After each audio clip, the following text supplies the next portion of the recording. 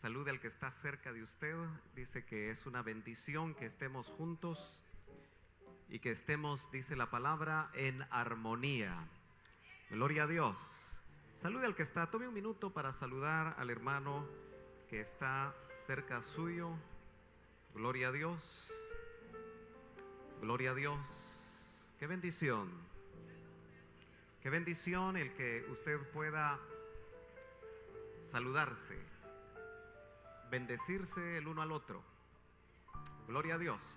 ¿Cuántos dan un gloria a Dios? Fuerte al Señor. Dale un aplauso fuerte nuevamente al Señor. Gloria a Dios. Aleluya. Gloria al Señor. ¿Por qué no se pone un momentito de pie? Aquí hay algunas peticiones de oración. Quisiéramos leerlas todas. Hay mucha necesidad en cuanto a sanidad. Hay cáncer terminales. Se pide por restauración matrimonial. Quisiéramos leer cada una de ellas, pero ¿sabe qué? Dios las conoce. ¿Por qué no pone? Levante su mano derecha, es la mano de la petición. Usted ponga ahí la petición de su corazón, la petición de sanidad de algún familiar. Nosotros vamos a levantar estas peticiones confiando que nuestro Dios es un Dios sanador. ¿Cuántos creen que nuestro Dios es un Dios sanador? Empiece a orar, empiece a clamar, empiece, hermano, a ponerse en comunión con Dios mientras oramos. Padre, una vez más te damos gracias porque entendemos, Señor, que tú estás cerca de la necesidad de tu pueblo. Oramos específicamente por estas peticiones que tengo en mi mano derecha, Señor. Las levantamos delante de tu presencia y te suplicamos que tú intervengas poderosamente, Señor, sanando los cuerpos. Tú eres poderoso y por medio del poder de tu Santo Espíritu te pedimos que tu mano de sanidad se extienda hacia los cuerpos que están, Señor, en ese lecho de enfermos, y que reciban en este momento la fe para creer y puedan, Señor, sanar, porque tú eres un Dios de milagros que opera de una manera maravillosa y poderosa conforme al poder que opera en ti, Señor, conforme a tu misericordia, conforme a tu amor. Te suplicamos que tú, Señor, sanes todo cáncer terminal, restaures los matrimonios en necesidad. Padre, tú puedes, si quieres, puedes hacerlo. Y nosotros oramos. Y mira las manos levantadas, Señor, que con fe están ahora clamando y esperando, Señor, una respuesta. Te pedimos, Señor, que esa respuesta llegue. Que tú, Padre, operes a través del Espíritu de Dios, que la fe crezca hoy. Te lo pedimos con acción de gracias. Ahora envíanos tu bendita palabra, Señor. Una vez más, Padre, te pedimos que tu palabra pueda fluir como río. Te pedimos, Señor, que haya espíritu de revelación en medio nuestro.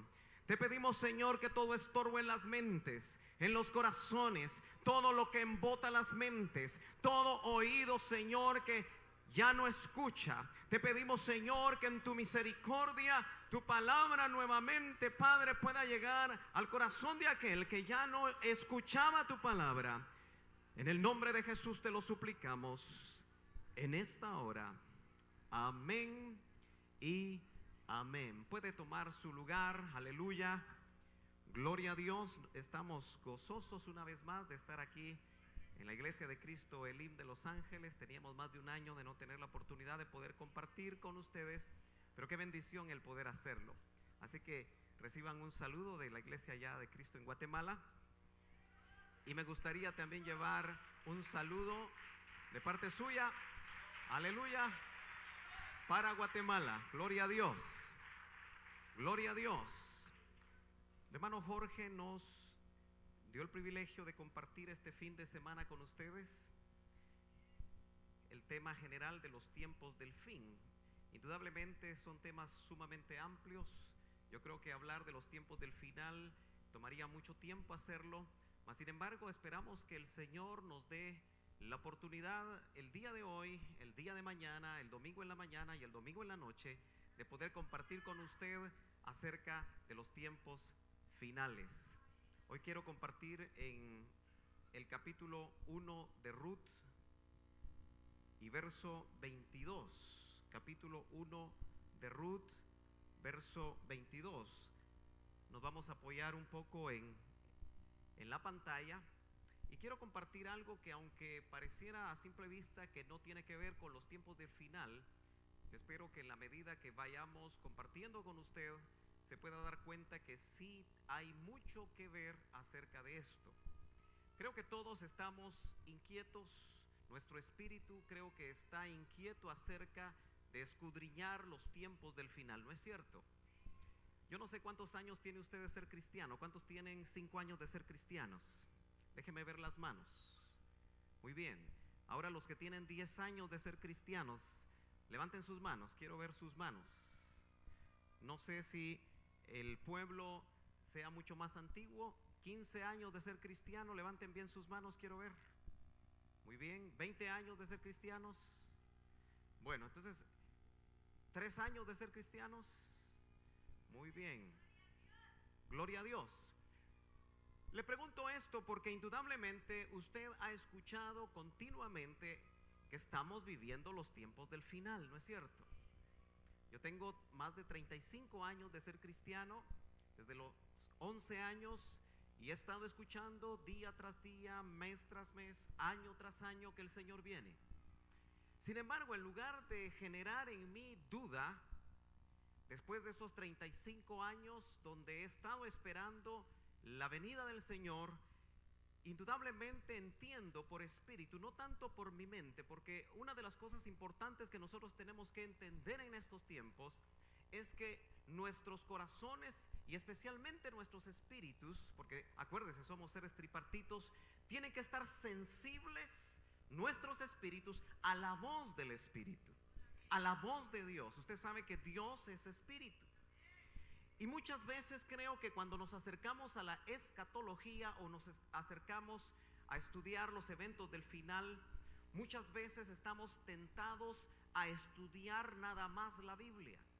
Estamos interesados en poder descubrir qué dice Daniel, qué dice Apocalipsis, qué dicen aquellos profetas que escribieron hace tantos años y que indudablemente lo que dijeron por medio del Espíritu Santo nosotros notamos que sigue estando vigente para estos tiempos. Pero podemos caer en el error de solo estudiar. Podemos caer en el error de solo leer y solo llenarnos de conocimiento. Y creo que hoy más que nunca necesitamos oír la voz del Espíritu. Una cosa es el conocimiento que puede llegar de alma a alma, es decir, conocimiento que llega a tu mente y que se queda ahí, se atesora ahí, mas sin embargo no necesariamente ese conocimiento te está ayudando. Hoy más que nunca necesitamos oír el rema de Dios para los tiempos finales, porque es necesario que esa palabra nos prepare a nosotros. Por eso, meditando sobre esto, en una tarde vino a mí esa frase que usted ve ahí: pan de cebada. ¿Cuántos saben que el Espíritu Santo habla? Y a veces llegan pensamientos a nuestra mente, ¿no es cierto? A veces pensamientos un poco raros, como este: pan de cebada. Inmediatamente empecé a recordar algunos versos en la Escritura, y uno de esos versos se encuentra en el capítulo 1, no sé si usted ya tiene abierta su Biblia, en el libro de Ruth y verso 22, y lo vamos a leer. Dice: y volvió Noemí y con ella su nuera Ruth, la moabita, regresando así de los campos de Moab, llegaron a Belén, la casa del pan, ¿no es cierto? Al comienzo, eso es lo que me interesa, al comienzo de la siega o de la cosecha de la cebada. Interesante, porque todos nosotros hemos estudiado, creo que muchas veces, a Ruth, este pequeño libro de apenas 4 capítulos. Hemos visto en Ruth un tipo de la novia que se va a casar, ¿no es cierto? Usted me dice amén. Si usted nunca lo había visto así, yo le voy a invitar en estos días que podamos ver a Ruth como un tipo, como una figura de aquella novia que está a punto de dar una estatura, de dar un nivel para poder participar de ese rapto glorioso que nosotros hemos estado esperando. No sé por cuánto tiempo usted lo ha estado esperando, pero lo importante es que usted y yo estos días podamos sensibilizarnos para saber realmente si nos estamos preparando para estos tiempos. Así como Ruth es tipo de la novia, esta historia que para algunas jovencitas y algunas hermanas puede ser muy romántica, porque es interesante que hablar de una boda es algo que mueve los sentimientos. Y usted sabe que Ruth en este libro, siendo viuda, está esperando que alguien la pueda redimir. Y este libro habla de una boda, por eso Booz ahí es tipo de Cristo. Pero Noemí es tipo del Espíritu Santo. Entonces es importante que esas tres cosas usted las tenga claras. Y entonces nosotros podemos darnos cuenta que Noemí vuelve con Ruth.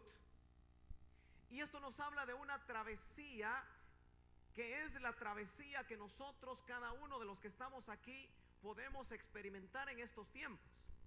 Porque la historia usted la conoce, yo no me quiero detener demasiado en la historia, pero lo que a mí me llama la atención es que aquí se hace alusión a un tiempo. Y son los tiempos que necesitamos nosotros conocer. Necesitamos conocer las épocas. Y dice que Noemí regresó a la casa del pan juntamente con Ruth al comienzo de la siega de la cebada. Yo quiero hablarle un poco acerca de la cebada. La mayoría de latinoamericanos, cuando tienen problemas con los riñones, toman algo de cebada, ¿no es cierto? ¿Sí? Pero es lo más que podemos saber de la cebada. No sé si usted ha comido pan de cebada. Comemos más pan de trigo. Pero yo le quiero hablar un poquito rápidamente acerca de la cebada, porque entonces vamos a lograr entender esa frase que vino a mi corazón y que yo estoy tratando de trasladarle a usted. Y por qué Ruth llegó a la casa del pan siendo alguien que estaba totalmente alejada de Dios, como muchos de nosotros cuando no teníamos a Cristo y estábamos tan lejos del Señor. Mas sin embargo, en un momento el Señor llegó a nuestras vidas, nacimos de nuevo y ahora, hermano amado, tenemos una experiencia maravillosa con Dios, ¿no es cierto? La cebada es un cereal muy resistente. Yo quisiera que por un momento usted también se identificara con la cebada como un tipo de usted mismo. ¿Cuántos saben que en la Biblia las mismas plantas a veces reflejan o significan algo? Por ejemplo, el Señor Jesús dijo en San Juan: yo soy la vid. ¿Se acuerda?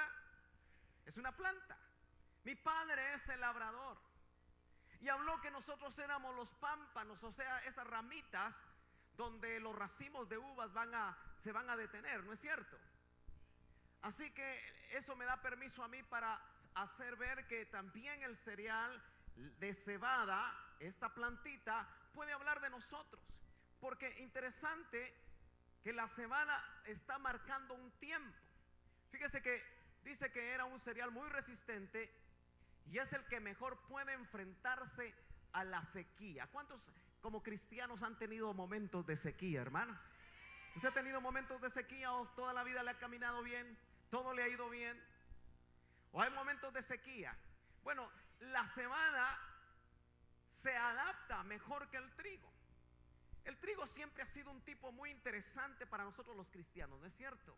Siempre hablamos del trigo, pero hoy vamos a hablar de la cebada. Y no solamente sucede eso con ella, sino que, como puede ver, se adapta a una gran variedad de climas. Es interesante que Ustedes saben que cuando Israel regresa, o mejor dicho, los judíos empiezan a regresar a Israel y se conforma como nación, empezaron a sembrar cebada. Y algunos campos en Israel desde 1948, algunos de ellos se dejaron sin sembrar y la cebada crece de una manera espontánea. Así que los campos de cebada en Israel, muchos de ellos crecen sin que nadie los cuide. Entonces eso quiere decir que los cristianos del final, aquellos que vamos a participar de los eventos finales, hermanos amados, necesitamos ser personas que no importa el clima, no importa la lucha, no importa la prueba, no importa qué vamos a enfrentar, de todas maneras vamos a estar firmes esperando a aquel que ha prometido volver, aleluya, por nosotros. Otra cosa interesante, en Israel se siembra la cebada entre octubre y noviembre. Yo no quiero hablar de los meses judíos, pero es interesante que los contextos históricos nos marcan que ellos no manejaban calendarios solares como nosotros los manejamos, sino que eran calendarios lunares. Y muchos de estas fechas tenían que ver con meses que iban terminando octubre y empezando noviembre, y esa era la época. Como quien dice que en estos días era que se siembra la cebada en Israel. La cebada, quiero que usted note bien, por eso puse en rojo esa palabra. La cebada madura antes. La cebada madura antes que el trigo. Si usted me acompaña a Éxodo capítulo 9, vamos al segundo libro de la Biblia y vamos a ir al capítulo número 9 de Éxodo, y usted va a notar ahí 31 y verso 32, lo vamos a leer. Dice: y el lino y la cebada fueron destruidos, pues la cebada estaba en espiga y el lino estaba en flor, pero el trigo y el centeno no fueron destruidos. Y la clave es la última frase: por ser tardíos. Esto habla de una de las plagas que cayó sobre Egipto cuando Dios envió las plagas para que su pueblo saliera de Egipto.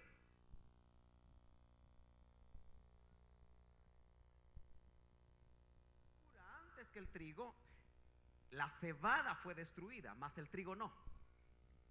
Eso lo único que nos indica, y lo que yo le quiero compartir a usted, es que la Biblia misma establece que aún desde los tiempos de Egipto, o desde los tiempos donde Israel estuvo esclavizado en Egipto, la cebada madura antes que el trigo. ¿Me está siguiendo? Usted me dice amén. Gloria a Dios. Otra de las cosas interesantes es que la cosecha de la cebada se inicia a principios de la primavera. ¿Ha notado usted que Cantares habla que cuando llega el tiempo de la tórtola es lo que presagia la primavera? Cantares nos habla a nosotros también como una figura acerca de los eventos del final. Ahí vemos nosotros precisamente como la tsunamita, que es también un tipo de la novia, está mostrándose en el Cantar de los Cantares diferentes etapas en ella. Y se ven los amores que ella tiene con Salomón, tipo de Cristo. Y en primavera es donde nosotros vemos que también la primavera nos habla del tiempo en el que el Señor va a venir por su amada. Él no va a venir en invierno, Él va a venir en primavera. Por eso se va a escuchar la voz de la tórtola. Ojalá que todos estemos preparados para oír la voz de la tórtola. Aleluya. Gloria a Dios. Aleluya. Primavera es durante el mes de Nisan. Eso es entre marzo y abril. Muy bien. Fíjese que las fiestas de Israel están relacionadas con las cosechas. ¿Cuántas fiestas sabe usted que son las más importantes en Israel? Le vamos a pasar un examen hoy. Yo sé que usted es un hermano que tiene ministerios aquí que le enseñan la palabra. ¿Cuántas fiestas son en este lado? ¿Cuántas? 3 dicen aquí. ¿Cuántas? ¿Cuántas? 3, 4. Allá, ¿cuántas son las fiestas? 7 son las fiestas. 3 son las principales. Son 3 santas convocaciones. Pero la que está relacionada, que me interesa a mí, las 3 fiestas que están relacionadas con la cosecha de la cebada, que es en primavera, que es cercano al mes de Nisan, son la fiesta de la Pascua. Si quiere lo repite conmigo: la fiesta de la Pascua, los panes sin levadura y la fiesta de las primicias. Es interesante cuando usted estudie en casa, porque yo lo que espero, hermano amado, es despertar en usted más hambre de la palabra. Amén. Que usted, hermano amado, anhele con todo su corazón que el Señor en lo personal le revele su palabra. Entonces, estas 7 fiestas nosotros las podemos clasificar, las primeras 3, en un grupo de 3. Esas que usted ve ahí se relacionan con la cosecha de la cebada. La de Pentecostés, que es la número 4, se relaciona con la cosecha del trigo. Y finalmente, la cosecha de los higos, la cosecha de las aceitunas y la cosecha de los frutos más tardíos se relacionan con las últimas 3 fiestas, que si usted se recuerda, es la fiesta de las trompetas, es la fiesta de las enramadas, y también está involucrada ahí el día de la expiación, pero están juntas en el mes de octubre. A mí me interesan las primeras. Se desarrollaban en Israel en la época en que madura la cebada. Yo quiero que usted ponga mucha atención. La época en la que madura la cebada, según Ruth 1:22, y usted puede apuntar el segundo libro de Samuel 21:9, que por tiempo no lo vamos a leer, pero usted apúntelo.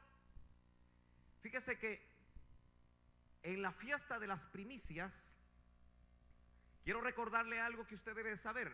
La Pascua se celebraba en el 14 día, o el número 14 del mes de Nisan. Ahora, la palabra Nisan es una palabra que fue absorbida en los tiempos del exilio de los judíos o de Israel en Babilonia. La palabra exacta que se usaba antes de ese exilio era la palabra Aviv. Aviv con B alta. Y Aviv, el mes de Aviv, tiene que ver con la cosecha de la cebada. Pero como lo vamos a ver más adelante, Aviv tiene que ver, o significa esa palabra en hebreo, madurez de la cebada.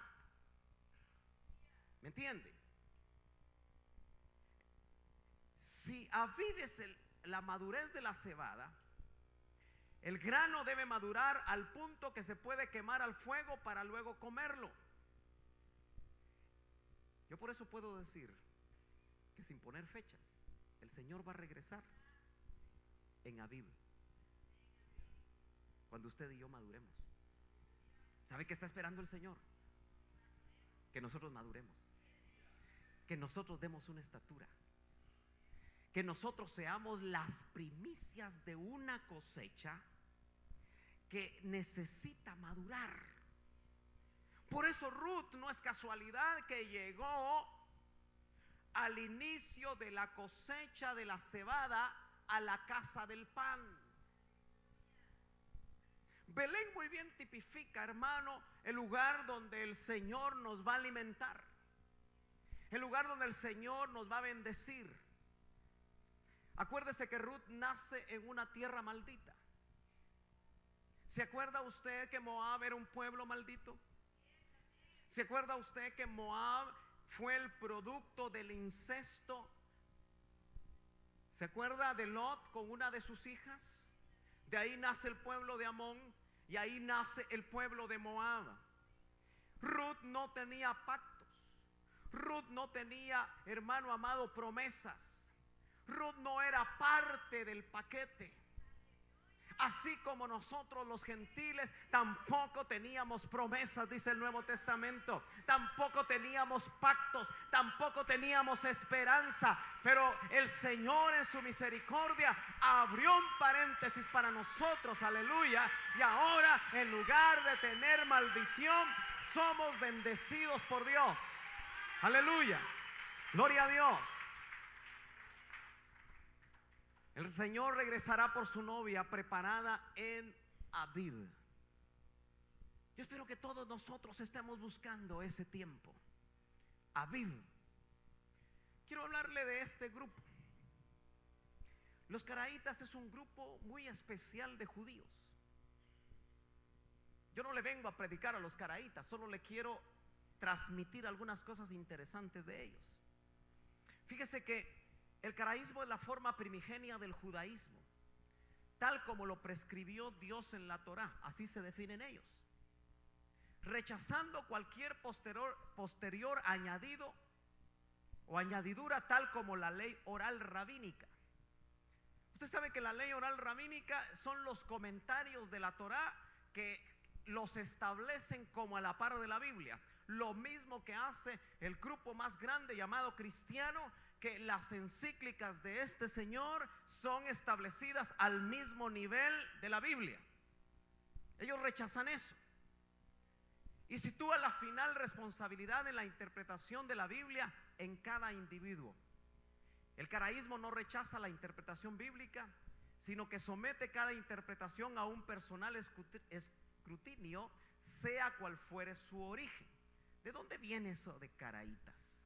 La palabra caraíta deriva del término hebreo caraim, que significa seguidores de la escritura. Pero ¿por qué le hablo de estos y qué tiene que ver con lo que estamos hablando? Fíjese que los caraítas por más de 1000 años iban a los campos de Israel, porque los judíos, los israelitas fueron dispersos. Usted sabe eso, ¿no es cierto? Hubo una diáspora.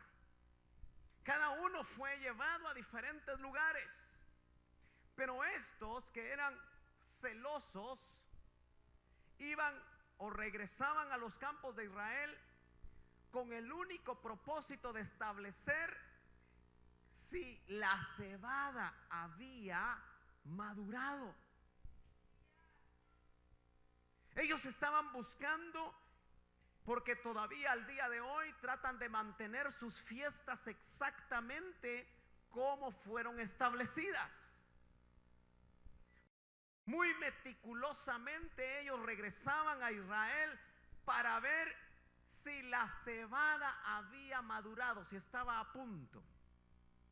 Para mí eso es una figura tremenda de cómo hoy el Espíritu de Dios está tratando de ver tu vida, está tratando de ver mi vida, si ya estamos dando punto. Si no seguimos siendo solamente religiosos que venimos a un templo a oír y a veces a dormirnos. Gloria a Dios. Que despierten los dormidos. No solo los que están cansados, sino aquellos que espiritualmente están dormidos. Este es un tiempo, hermano amado, que hay que sonar trompeta fuertemente para que nuestros espíritus sean despertados. Gloria a Dios. ¿Por qué les interesaba tanto recorrer tanto camino y ver que una planta, hermano amado, había dado punto?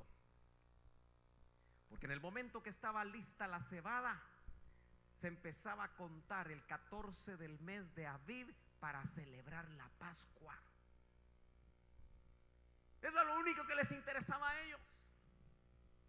Ahora, eso me hace meditar a mí, hermano amado, que el Señor está velando sobre nosotros para ver en qué momento nosotros vamos a dar una estatura. El trabajo ministerial de estos tiempos debe de ser enfocar a que el pueblo de Dios madure. Hoy nosotros podemos ser ministros que solamente nos concretemos a pastorear niños. estemos dispuestos a ser usados por el Espíritu de Dios, aunque usted se enoje, para llevarlo a la madurez. ¿Usted se acuerda lo que el apóstol Pablo siempre en sus epístolas estaba tratando de trasladarle a las iglesias que él estaba siendo usado por Dios para sembrar? Él continuamente le decía a los corintios: hermanos corintios, yo quisiera traerles a ustedes un alimento sólido. Yo quisiera darles de comer a ustedes alimento sólido, y solamente cuando veo cómo viven, cómo actúan, cómo se relacionan, solo les puedo dar leche. El autor a los Hebreos al final del capítulo 5 sigue diciendo: hermanos, ustedes por razones del tiempo deberían de ser maestros. Y el capítulo 6 dice: ustedes deben ya abandonar los rudimentos y tienen que avanzar a la madurez. Los ministerios del primer siglo, aquellos que estaban cerca de todo el mover original de lo que el Señor quería para la iglesia, y no lo que muchas veces los hombres quieren para la iglesia hoy, estaban preocupados que rápidamente los tecnones, aquellos que por nuevo nacimiento, hermano amado, eran los niños nacidos, los tecnoncitos, esos que Juan en sus epístolas y en su evangelio dice hijitos. Esos son tecnones, esos son los que acaban de nacer. Pero no se pueden quedar así. Los tecnones tienen que ser paidones. Los paidones tienen que crecer, tienen que ser nepios, y de ahí tienen que llegar a la estatura de varón perfecto. Por eso Pablo en Corintios dice: cuando yo era niño, en el griego es cuando yo era un nepio, es decir, que no podía hablar, pero tampoco era un recién nacido. Cuando yo era un nepio, cuando yo era un niño, pensaba como niño, hablaba como niño. Mas ahora que soy hombre, ahí usa la palabra aner. Mas ahora que yo soy aner, que soy un hombre, que ya di una estatura, ahora hablo como hombre y pienso como hombre. Yo no sé, hermano amado, qué es lo que sale de tu boca. ¿Salen niñerías? Dígame, ¿de qué hablan los niños? ¿De qué habla un niño? Dame mi dulce, dame mi juguete. ¿De qué habla usted, hermano amado? Dice que de lo profundo del corazón habla la boca. ¿De qué lo oyen a usted hablar sus hijos? ¿De niñerías? ¿Sabe usted que los niños son egoístas? Cuando usted tiene actitudes egoístas dentro de la iglesia: yo quiero ese puesto, yo quiero, ¿por qué se lo dieron a aquel y no me lo dieron a mí? Niños, aleluya.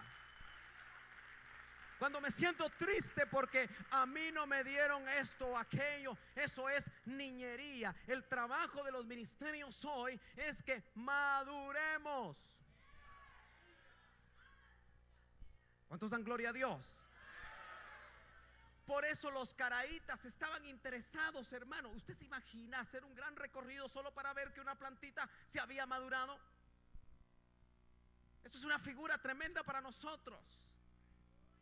Hoy los ministerios tenemos que estar interesados en ver si usted ya maduró. Dice la Biblia que nosotros vamos a ser conformados a la imagen del Hijo. Así dice la Biblia, ¿verdad? Que a unos constituyó apóstoles, a otros profetas, a otros evangelistas, a otros pastores y maestros, para edificación del cuerpo de Cristo, a fin de ser nosotros, de alcanzar, dice, hasta que todos alcancemos la estatura del varón perfecto. ¿Quiere usted medir si el trabajo ministerial que hay sobre su vida está funcionando? Usted tiene que preguntarse: ¿me parezco más a Cristo? ¿Estoy más parecido a Cristo ayer o hace un año que hoy? ¿O voy como el cangrejo? Aunque algunos dicen que los cangrejos caminan para un lado, nosotros lo usamos los latinos, que el cangrejo va para atrás, ¿verdad? ¿Cómo está tu vida, hermano amado? Algunos de ustedes los he visto por años aquí. ¿Cómo está tu vida? ¿Estás madurando? Ojalá que sí, porque Él está pronto a venir, hermanos. Yo no soy un ministro que me entretenga con muchas señales que se leen en las noticias. Esas usted las lee en las noticias.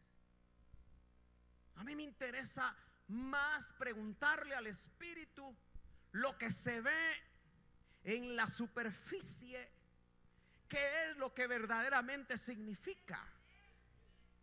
Porque a veces vemos en la superficie un montón de cosas, y muchos ministros, hermano amado, agarran la superficie y la gente los oye con la boca abierta y se les sale la baba de oír todo lo que usted puede investigar en internet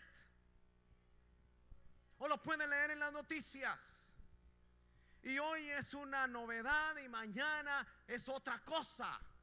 Pero lo que el Señor puede revelar a nuestras vidas, en la medida que nosotros estemos sensibles y en la medida que maduremos, en esa medida el Señor nos va a revelar a cada uno los tiempos que estamos viviendo. Los caraítas estaban muy interesados en saber cuándo maduraba la cebada.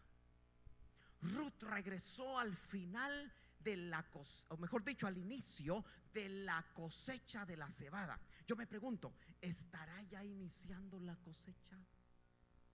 ¿Será que ya hay espigas que están dando punto? Porque yo le digo, cuando hayan espigas que den punto, el Señor viene. No viene por todos. Una de las cosas que ha caracterizado a Ministerio Selim, y usted lo debe de saber, es que el fundador de este ministerio recibió una revelación y esa revelación la expuso, no la impuso, para que cada quien con Espíritu Santo dentro tuviera testimonio. Y algunos de nosotros solo nos toca recordar, no lo que es de nuestra cosecha, sino que lo que oímos y lo que tuvimos testimonio y lo que vemos en la palabra. Que no todos los cristianos, como generalmente se cree, van a ser levantados. Yo no sé si usted es de los cristianos que todavía sigue creyendo que no importa cómo esté, el Señor se lo va a llevar. Usted no puede unir el paquete de salvación con el paquete del rapto. Por miles de años, o cientos de años mejor dicho, tal vez para ser más exacto, el pueblo de Dios ha creído que lo único que usted necesita es levantar la mano. Y no importa cómo viva, y no importa qué haga. La salvación es por gracia. Lo dice claramente Efesios, ¿no es cierto? Dice, por gracia sois salvos, por medio de la fe. Esto no de vosotros, pues es un don de Dios, para que nadie se gloríe. Ninguno de los que estamos aquí podemos decir, yo soy salvo porque qué joya la que yo soy. ¿Verdad que no? No, por el contrario. Por gracia sois salvos. La salvación es por gracia. No se necesita hacer obras para salvarse. Pero ojo, participar de la operación novia es otra cosa. No está amarrado. Muchos salvos se van a quedar.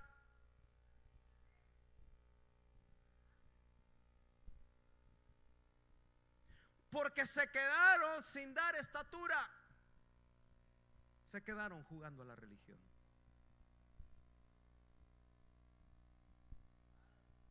Muchos diezmadores se van a quedar.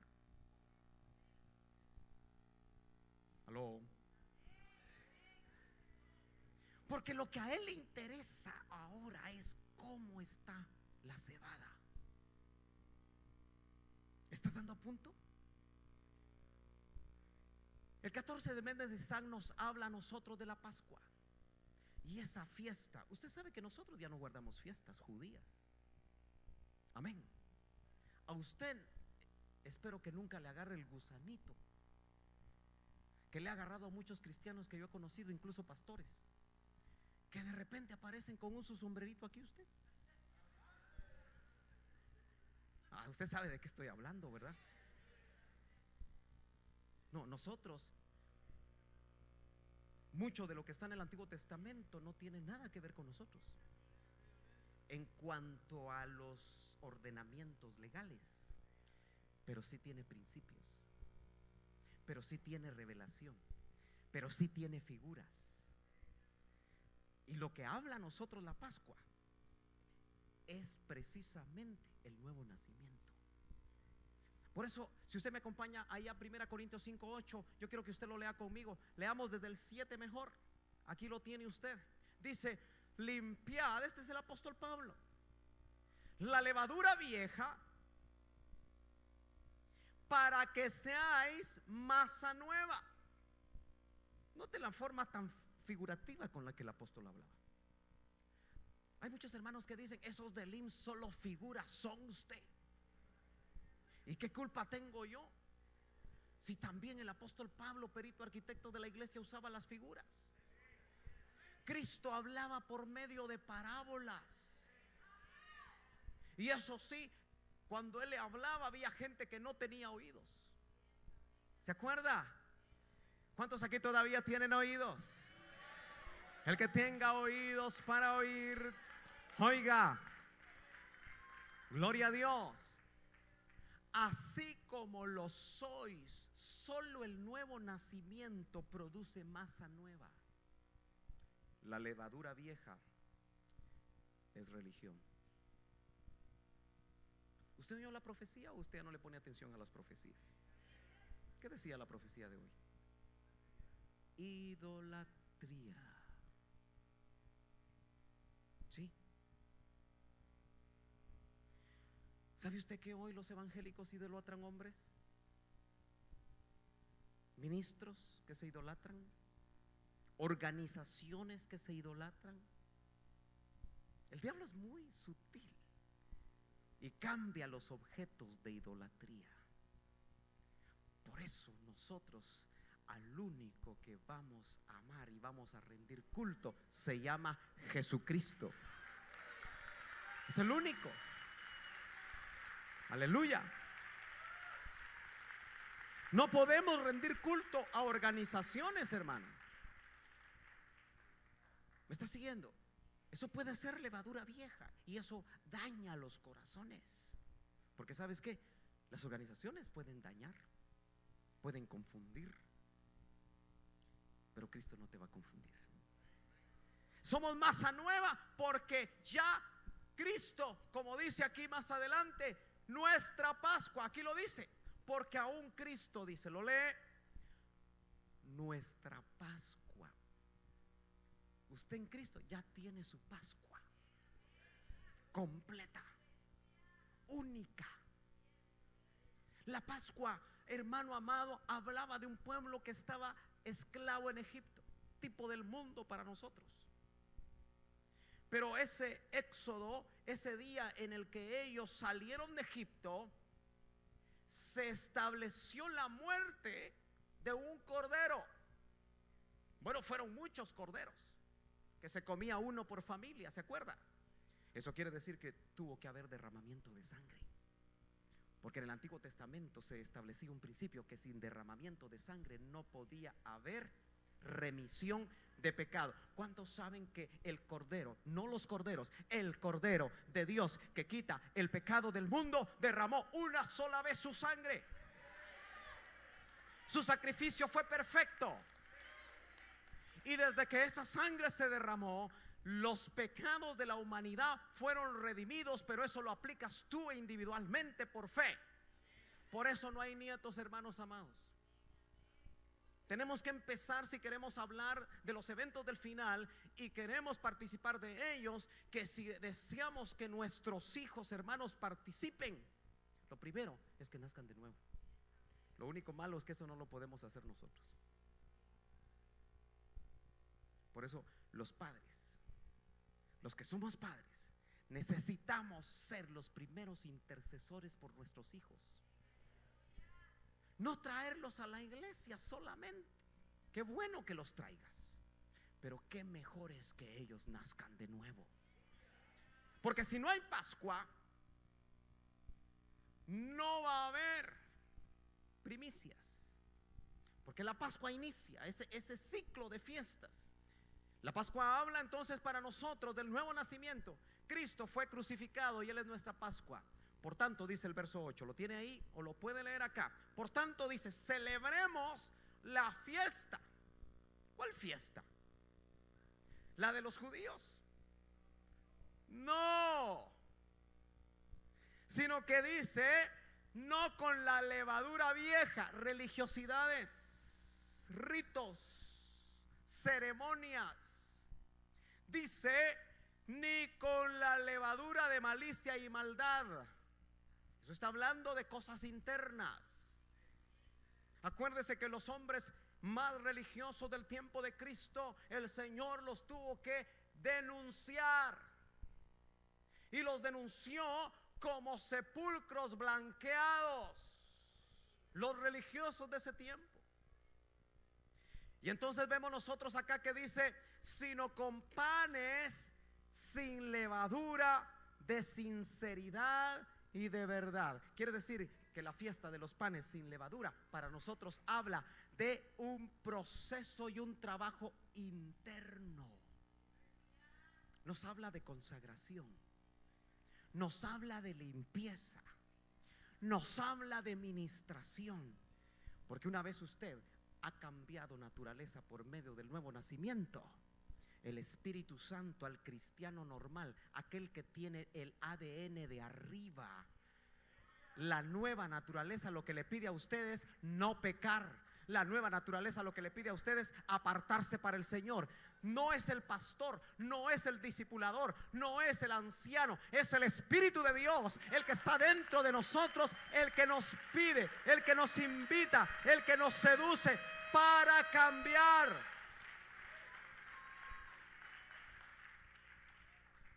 ¿No fueron los religiosos los que llevaron a Cristo a la cruz?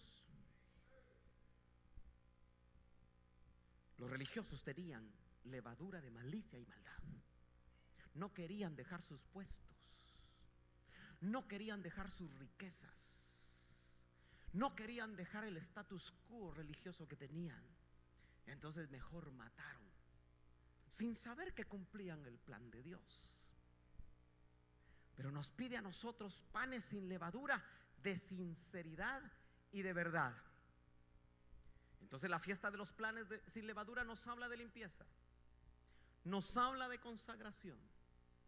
Hermanos, si hablamos de los tiempos del final, tenemos que hablar de santidad. Yo recuerdo cuando el doctor Ríos decía, ¿por qué será que se proclaman y se establecen campañas de sanidad divina? ¿A cuántas campañas de sanidad divina usted ha ido? ¿Cuántas? ¿Una? ¿Han ido? No se haga. Tal vez llevó a un familiar.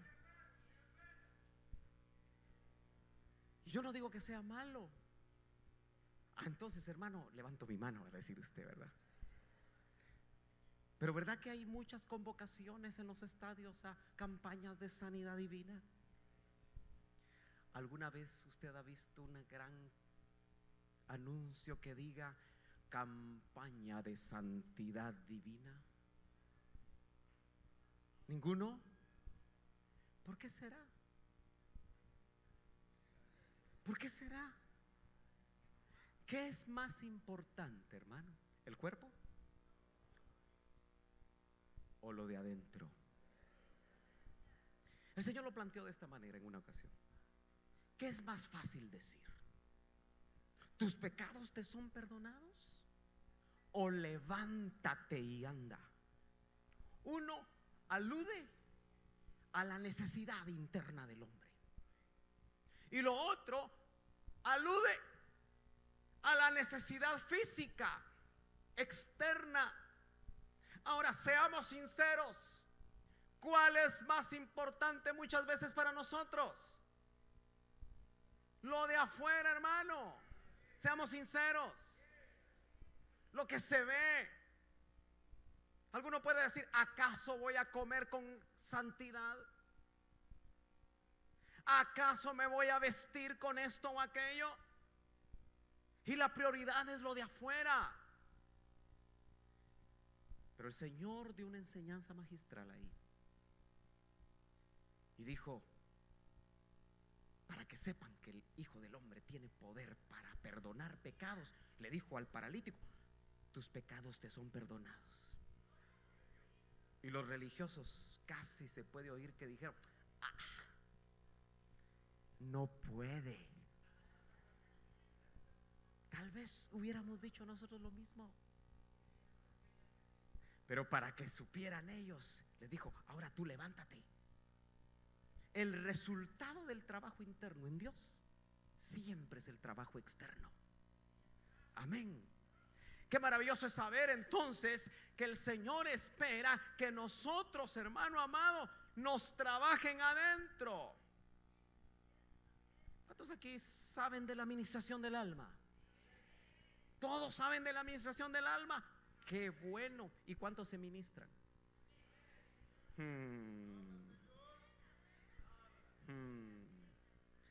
¿Cuántos tienen un año de no ministrarse? No me levanten la mano, no se dé color. ¿Cuántos tendrán 2 años de no ministrarse? Piénselo, medítelo. Si usted no sabe lo que es la administración, pregunte. Ministración al alma, el trabajo interno. Para mí, después de la salvación, la administración del alma es la revelación más grandiosa que hay. ¿Sabes por qué? Porque te quita lo religioso. Yo lo dije aquí una vez y lo vuelvo a repetir. ¿Qué es la administración del alma? ¿Sabes qué es? Descabezar por medio del Espíritu las intenciones de tu corazoncito antes que caigamos en ellas. Desde el momento que aquel joven percibe que dentro de él hay pasiones desbocadas, cuando está paradito aquí cantando con su micrófono y que se ve tan chulo, y que las jovencitas se les cae la baba y dicen, ese está bueno para mí, dice.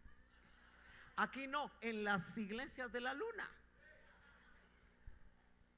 Pero desde el momento en el que ese joven sabe que tiene problemas, tiene que ministrarse.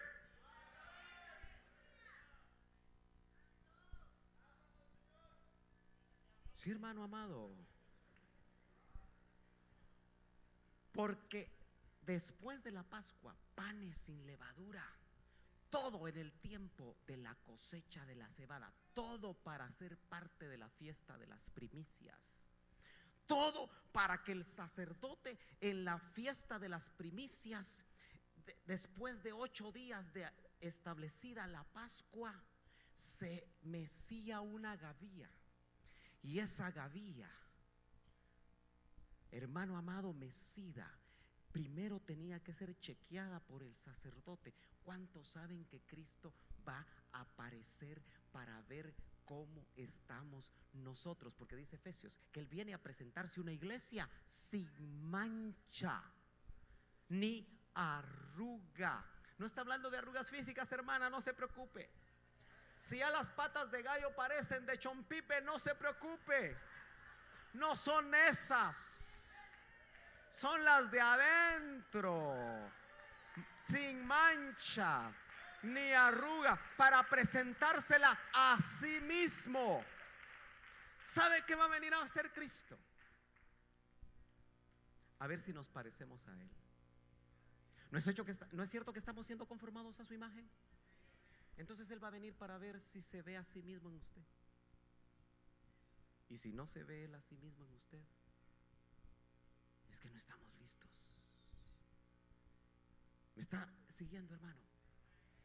Dice el apóstol en 1 Corintios 5:9. Yo no sé a qué hora terminan aquí. Me dicen que hay vigilia. No es hoy, ¿verdad? Es mañana. Pero vamos a correr un poquito. Dice, en mi carta os escribí que no andu. Yo quiero que le ponga atención a esto que está en amarillo aquí.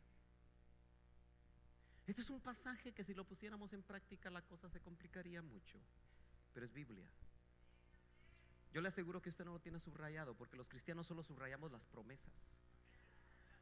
Yo le aseguro que usted tiene bien subrayadito donde dice: amado, yo anhelo que seas prosperado en todo.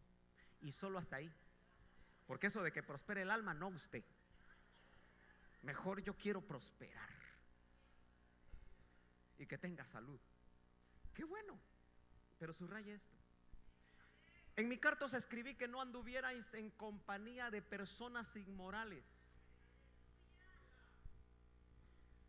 No me refería a la gente inmoral de este mundo, porque a ellos hay que evangelizarlos, hermano. Eso sí, que no se le pegue lo de ellos.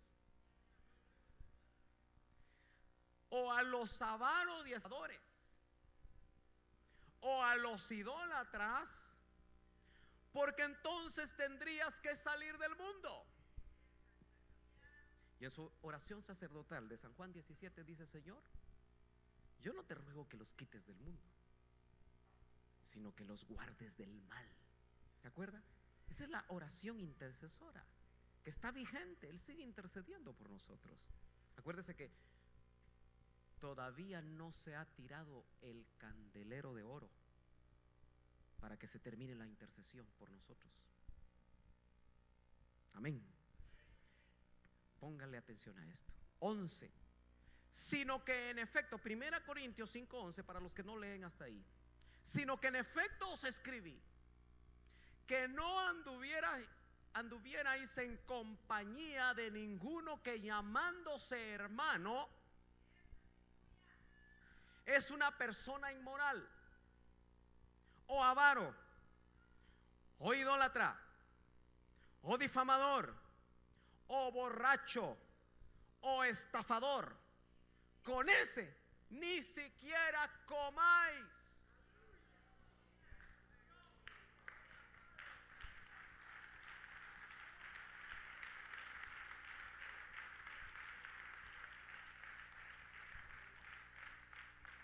Si todavía usted tiene el deseo de invitarme a comer, le voy a tener que preguntar.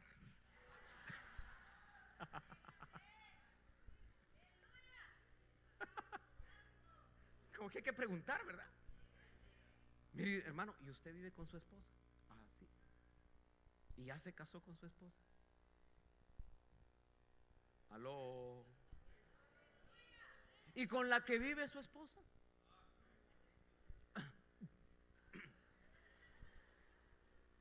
¿Y la que dejó en su país? Aló. De plano que ya no me van a invitar, ¿verdad? Hermano amado, si vamos a hablar de los tiempos de final, tenemos que ser serios y tenemos que ordenarnos todos. ¿Cuántos amplios de criterio saben que con el que están comiendo? Porque yo quiero que usted entienda algo. El pensamiento oriental es muy diferente al pensamiento occidental. Nosotros somos occidentales, lo querramos o no lo querramos. Pero el pensamiento oriental, donde se desarrolló la Biblia, solo se come con los íntimos. ¿Se acuerda de Apocalipsis 3:20? Aquí yo estoy a la puerta y llamo. Si alguno oye mi voz y abre la puerta, yo entraré a él y cenaré con él y él conmigo. Eso es intimidad. Aquí uno come con cualquiera, usted. Para uno no es importante, ¿verdad? Si usted va a cualquier restaurante y no hay espacio y usted se sentó en una mesa grande, le dice el que tiene cierto carácter, le dice: ¿me puedo sentar aquí? Y usted le dice: siéntese si quiere. Y usted no sabe si se sentó un satanista, no lo sabe, pero ahí comemos. Por ignorancia el Señor nos guarda. Pero acá está diciendo claramente que si yo sé, vamos a agarrar una cosa muy sencilla aparentemente: difamador. ¿Sabe usted que en las iglesias siempre hay difamadores? Hoy no vinieron, gracias a Dios. Sí vinieron, dice. Bueno, está seria la cosa, ¿verdad? ¿Qué es un difamador? Uno que dice algo que no puede probar. Cuidado con quién habla y de qué habla. Porque la Biblia dice que si usted es un difamador, que no se siente a comer con él. Y a veces se hacen citas para difamar.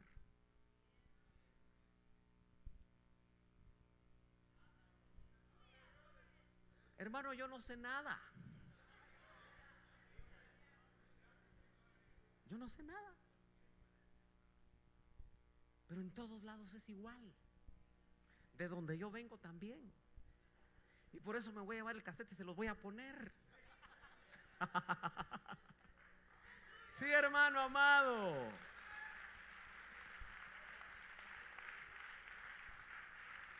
La fiesta de las primicias nos habla de las primeras espigas maduras. ¿Cuántos anhelamos ser de las primeras espigas que maduren antes que el trigo? ¿Sabe usted que la cebada era el pan del pobre?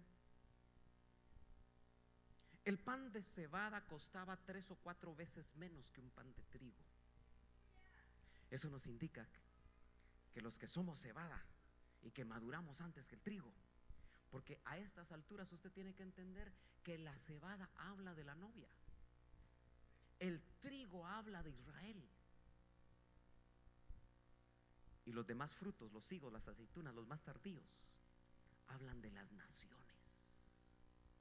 Y la escatología, que nosotros no sabemos discernir la diferencia entre lo que le pertenece a la iglesia novia, lo que le pertenece a Israel y lo que le pertenece a las naciones, hacemos un menjurje.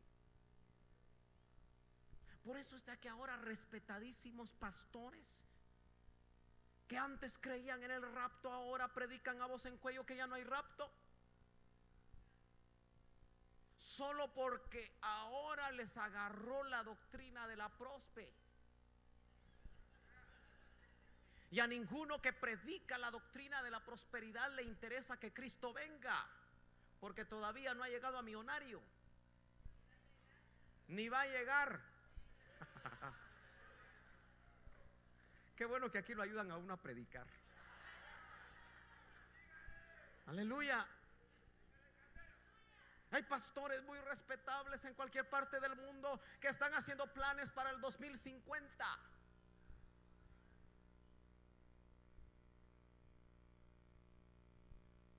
Hoy hay ministros que están preparando al pueblo para quedarse, y ministros que están preparando al pueblo para irse.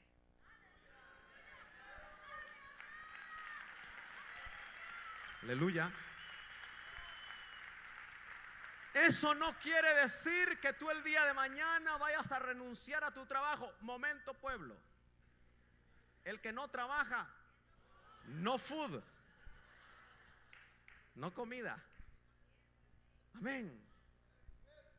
La Biblia dice que hay que trabajar con las manos. Seamos como Lutero. Si el Señor viene mañana, sembremos una ceiba hoy. Muchos ministros nos llaman raptistas. Cuando en los 80 y en los 90, mañana le voy a poner un pedacito de una enseñanza del doctor Ríos. Hoy lo quería hacer, pero me lo voy a hacer mañana para los que vengan. De hace 20 años. Usted va a ver cómo esa palabra es tan actual. Porque no era de un hombre. Lo que es de Dios se mantiene. Porque no es de los hombres. Y recuerdo que en los 80, en la década de los 80, todos los ministerios en Guatemala atacaban al doctor Ríos porque le decían: deje de estar asustando a la gente. Ese era el estribillo. Y él nos seguía asustando a usted. Qué maravilloso es cuando un ministro no depende de los hombres, sino que depende de Dios. Y cualquiera puede decir: sí, pero ya pasaron 20 años. ¿Y qué? Si eso es por misericordia. Lo malo es que hayan pasado 20 años y nosotros tal vez sigamos iguales o peor.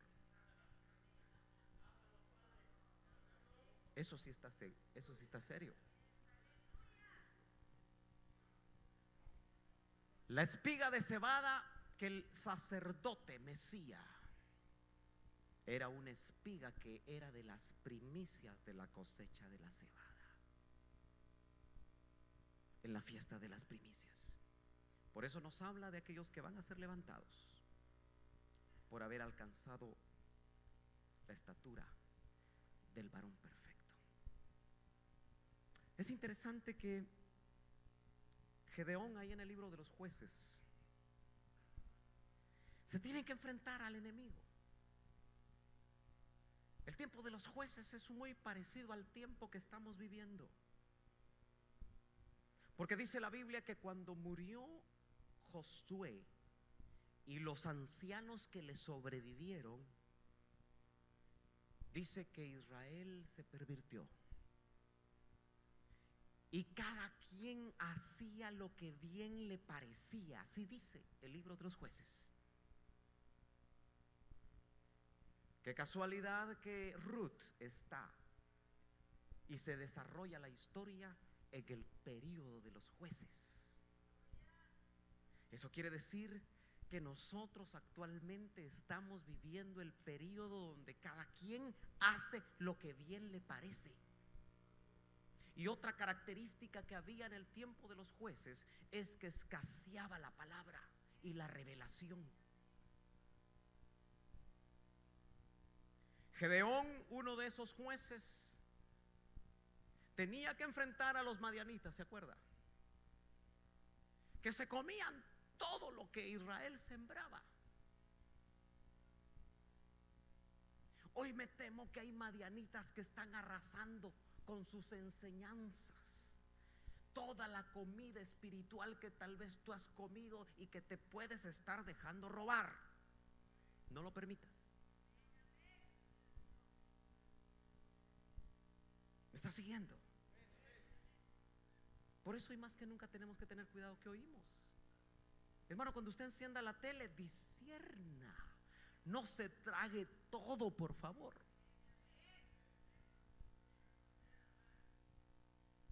Le dicen que ya no hay velo y usted dice, sí, ya no hay velo. Esa es una enseñanza religiosa.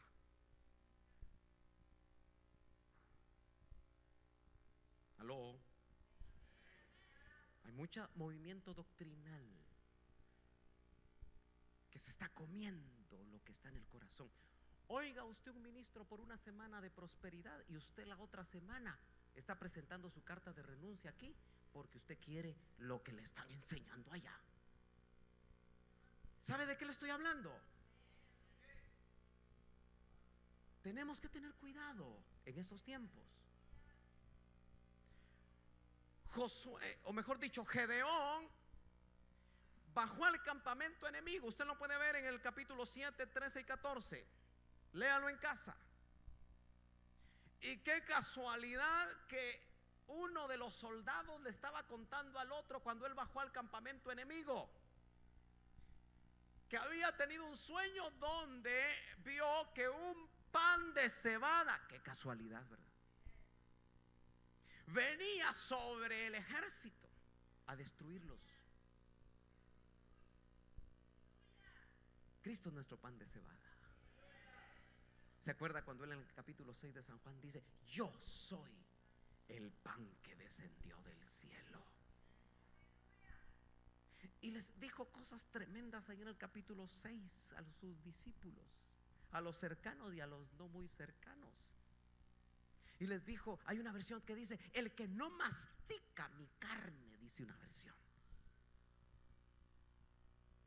Y el contexto dice: porque mi carne es verdadera comida y mi sangre es verdadera bebida.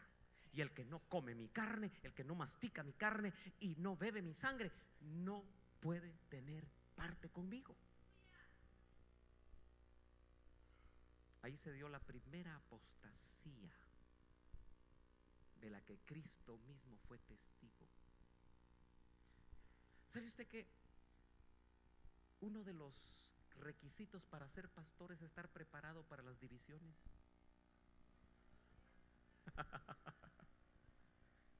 Porque el pastor de pastores, en el capítulo 6 y verso 66, dice que a partir de ahí muchos de sus discípulos ya no lo seguían. Así que si le pasó a él, no problem. Gloria a Dios. Porque cuando la palabra profunda llega, algunos ya no quieren seguir. Yo espero que cuando la revelación siga y siga, porque hermano amado, la revelación va a continuar. Si estamos en tiempos finales, ¿sabe qué va a acontecer? Déjeme que me salga un ratito y acompáñeme al capítulo 9 de Daniel. Rapidito, tiene que ver con lo mismo. Daniel, capítulo 9. Qué bueno que aquí no encienden semáforos. ¿O será que no lo he visto? Capítulo 9 lo tiene, verso 1 de Daniel. Dice: en el primer año, o en el año primero de Darío, hijo de Asuero, descendiente de los Medos, que fue constituido rey sobre el reino de los caldeos. Verso 2: en el año primero de su reinado, yo, Daniel, pude entender los libros, el número de los años en que por palabra del Señor que fue revelada al profeta Jeremías debían cumplirse las desolaciones de Jerusalén, 70 años.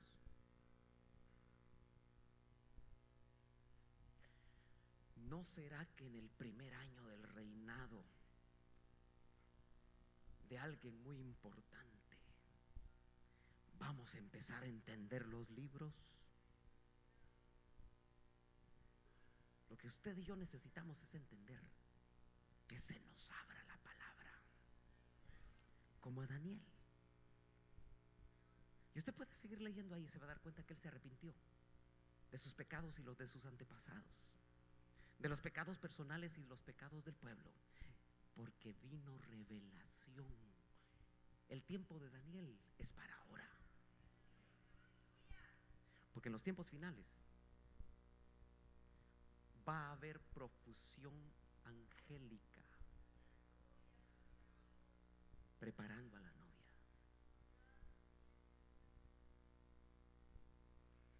¿Qué va a pasar cuando en esta congregación usted vea que en medio de un culto un grupo sale corriendo para allá, aquella esquina, y solo ellos miran al Señor y los otros no miran? Porque Él no se va a aparecer a todos, sino para los que tienen ojos. Y de repente va a aparecer un hermano por ahí: fíjese que se me apareció fulano de tal. Porque ¿cuántos saben que en el tiempo final, antes de que Él venga, vamos a tener comunión con los espíritus hechos ya perfectos? ¿Os habéis acercado al monte de Sión, a la comunión con los espíritus hechos ya perfectos?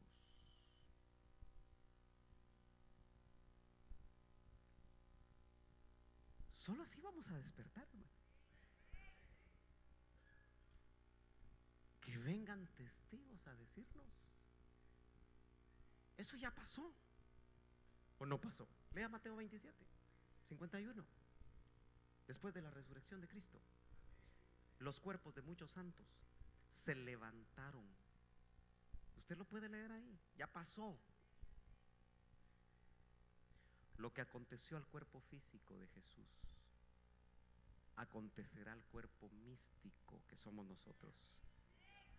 El ciclo se está cerrando. Lo que pasó al principio volverá a pasar al final. Y dice que estos testigos fueron y se causó una gran conmoción en Jerusalén y fueron a testificar, hermano. Antes de las parucías va a haber visitación angélica. Van a haber espíritus ya perfectos que van a traer enseñanza. espero que cuando eso pase, nosotros estemos firmes y que no seamos de ese grupo de San Juan 6:66. Qué casualidad, ¿verdad? 6:6:6. Cristo, nuestro pan de cebada, puede destruir a todo lo que se opone para que nosotros alcancemos el propósito de Dios. Aleluya. Es tiempo de comernos. Suena raro a Cristo, que es verdadera comida. Por eso hoy más que nunca la Santa Cena debe de tomar para nosotros una gran relevancia espiritual. Más de lo que nos imaginamos sucede cuando nosotros participamos de la cena del Señor. Yo le voy a pedir que se ponga de pie. Trate, yo sé que es tarde, pero trate de quedarse unos minutitos más. Y si usted en su corazón, en su espíritu, ha percibido que Dios quiere hacer algo en su vida, ¿por qué no viene al altar a pedirle al Señor que lo opere?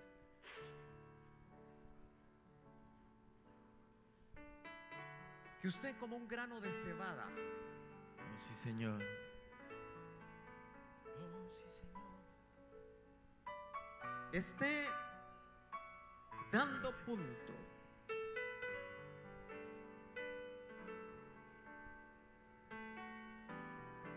que usted pueda verdaderamente tener testimonio en esta noche, no por lo que yo le pude haber transmitido, sino por lo que el Espíritu de Dios le habló a usted.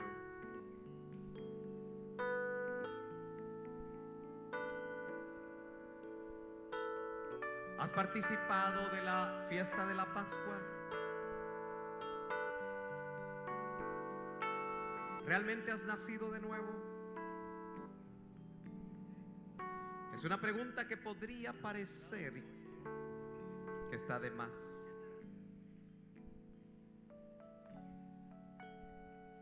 Pero en un auditorio como este es necesario invitar a aquel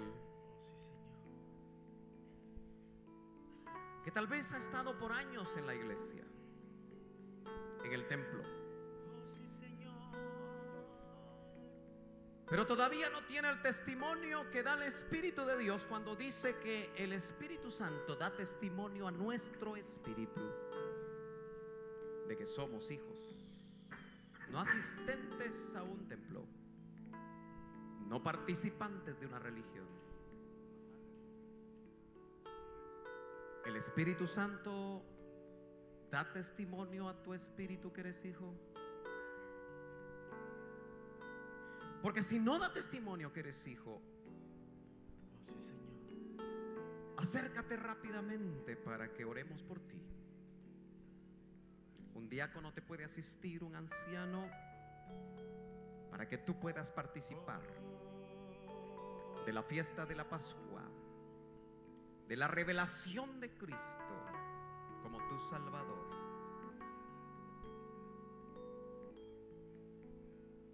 Si eso es así, ahí donde estás, tal vez puedes levantar tu mano o hacer algún gesto, alguna forma, para que donde estás, ya sea aquí al frente o atrás, tú entregues tu vida al Señor. Nadie puede dar el punto de madurez si no ha empezado el proceso. Pero yo entiendo que la mayoría de los que estamos aquí ya somos hijos de Dios, tenemos ese testimonio. Y el Espíritu de Dios, al inicio de la fiesta o de la cosecha de la cebada, en medio de ese tiempo, los panes sin levadura Por 7 días, el 7 es un número escatológico. Por 7 días se buscaba la levadura, tipo del pecado, figura del pecado, en las casas. Porque no podía haber levadura, no podía haber pecado. ¿Por qué no en este momento, hermano, donde estés, por medio de la luz del Espíritu en tu vida, que escudriña lo profundo de nuestros corazones, empiezas a examinar si hay leudo en tu casa? Primero en tu vida, luego en tu familia, en tu casa. Porque la fiesta de los panes sin levadura habla de eso, de apartarnos, de buscar la santidad. Por cierto que no es una santidad de exterioridades, es una santidad interna. ¿Por qué no ahí donde estás? Yo sé que el Espíritu de Dios te está hablando. Clamas al que todavía está sentado en el trono de la gracia.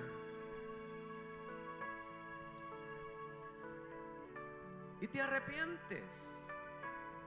Arrepentimiento quiere decir cambio de mente, cambio de corazón.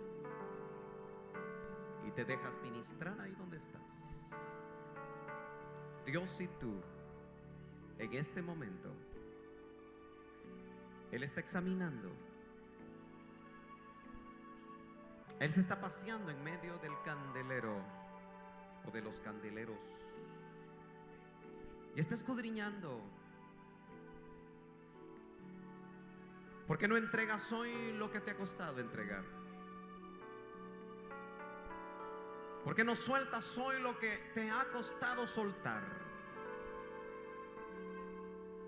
Él es fiel y justo, dice su palabra, para perdonarnos de toda maldad.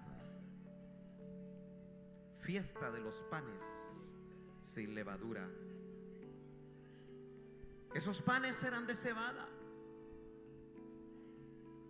En ese tiempo solo había cebada en Israel, en esa época. Porque si en 7 días no hay, que habla de número completo, número total, número de plenitud, que ese estado indicará que antes de que Él venga por su novia, nosotros alcanzaremos un cuerpo de exaltación, sin leudo, previo a ese día de la fiesta de las primicias, donde nuestro sumo sacerdote verá si dimos el punto Aviv para ser levantados. No permitas en ningún momento que el enemigo ponga en tu mente pensamientos que no son de Dios, como que nunca vas a dar estatura, como que tú no puedes. Porque el corazón contrito y humillado, dice la palabra, no lo despreciaré. Ay, hermano amado, háblale un momento a tu Señor. Ponte a cuentas, pongámonos a cuentas.